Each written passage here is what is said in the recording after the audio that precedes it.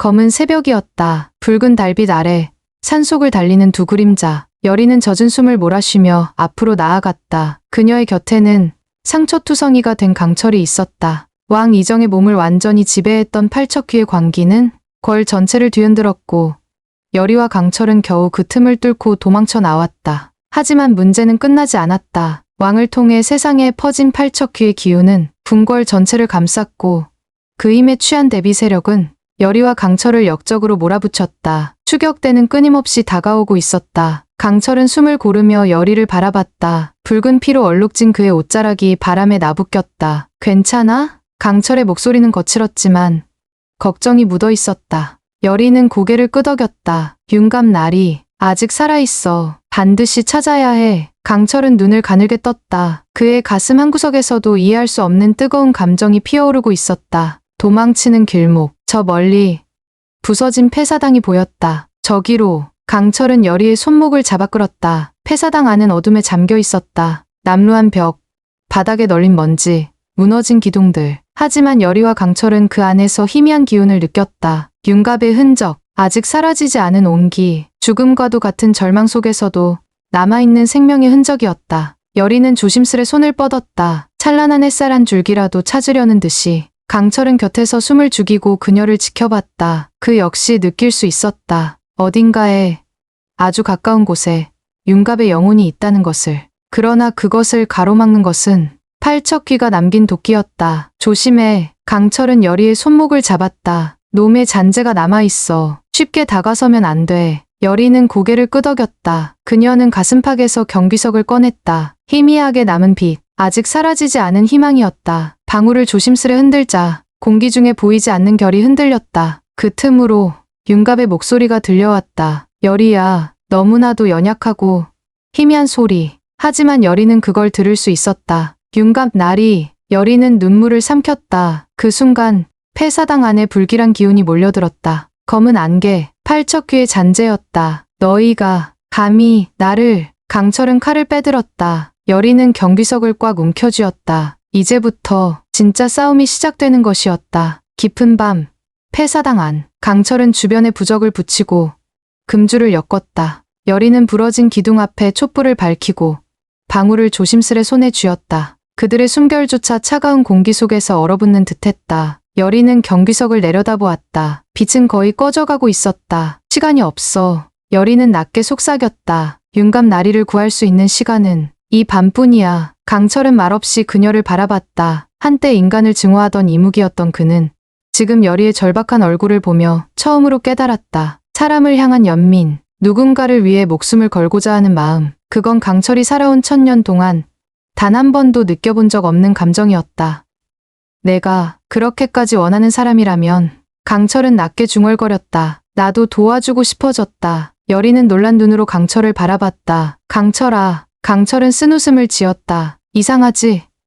이무기 주제에 인간을 위해 싸우고 싶다니. 여리는 가만히 고개를 저었다. 아니야. 이상하지 않아. 방울이 손 안에서 떨렸다. 여리의 눈빛은 결연했다. 내가 누구든 지금 내가 여기에 있다는 게 나에겐 충분해. 강철의 가슴이 쿵하고 울렸다. 그는 무심코 손을 뻗어 여리의 방울 쥔 손을 덮었다. 조심스럽고 따뜻하게. 윤갑을 구하자. 강철이 말했다. 그리고 너도 살아남자. 여리는 눈을 감았다. 방울이 조용히 울렸다. 짤랑, 짤랑. 그 소리는 살아야 한다는 약속처럼 들렸다. 폐사당 안. 여리는 결계의 중심에 섰다. 손에는 경기석, 발밑에는 금줄로 둘러싼 구결이 완성되어 있었다. 강철은 그 주위를 돌며 마지막 부적을 점검했다. 그의 손은 부들부들 떨리고 있었지만 그 눈빛만은 흔들림이 없었다. 모든 준비가 끝났어. 강철이 조용히 말했다. 여리는 고개를 끄덕였다. 숨을 깊게 들이마시고 온 마음을 다해 기도문을 읊기 시작했다. 짤랑, 짤랑. 방울 소리가 폐사당 천장을 가르고 퍼져나갔다. 금줄이 희미하게 빛나기 시작했다. 공기가 뒤틀렸다. 검은 안개가 피어오르기 시작했다. 그리고 그 안에서 팔척귀의 그림자가 서서히 모습을 드러냈다. 감히 다시 나를 부르다니. 팔척귀의 목소리는 허공을 찢는 듯했다. 강철은 이를 악물고 칼을 빼들었다. 이번만큼은 절대 물러서지 않겠다는 각오였다. 여리는 방울을 흔들며 외쳤다. 윤갑 나리. 당신의 길을 찾으세요. 우리가 구하러 왔어요. 공기 중에 희미하게 윤갑의 모습이 떠올랐다. 그는 눈을 감고 있었다. 마치 깊은 꿈에 빠진 듯 팔척귀는 괴성을 지르며 달려들었다. 강철은 몸을 던져 막아섰다. 그 순간 부적이 번뜩이며 불타오르고 경기석이 하얀 빛을 터뜨렸다. 팔척귀의 검은 형체가 크게 뒤흔들렸다. 그러나 놈은 끈질겼다. 너희가 나를 끊을 수 있을 것 같으냐. 팔척귀는 강철을 뚫고 여리를 향해 달려들었다. 강철은 눈을 질끈 감았다. 그리고 마지막 남은 힘을 다해 자신의 존재를 경기석에 쏟아부었다. 여리야.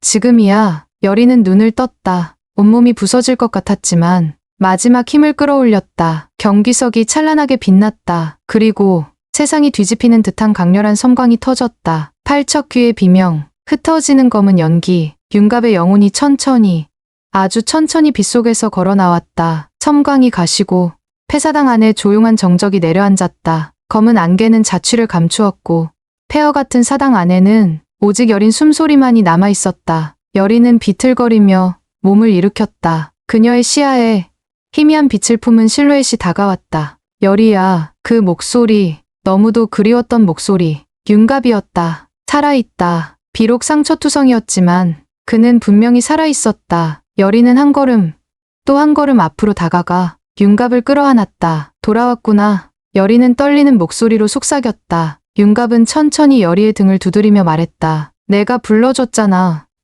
나는 내 목소리를 따라왔어. 두 사람 사이에 긴 침묵이 흘렀다. 말보다 더 많은 감정이 서로를 감쌌다. 그들을 지켜보던 강철은 한 발자국 뒤로 물러섰다. 그의 입가에 쓸쓸한 웃음이 떠올랐다.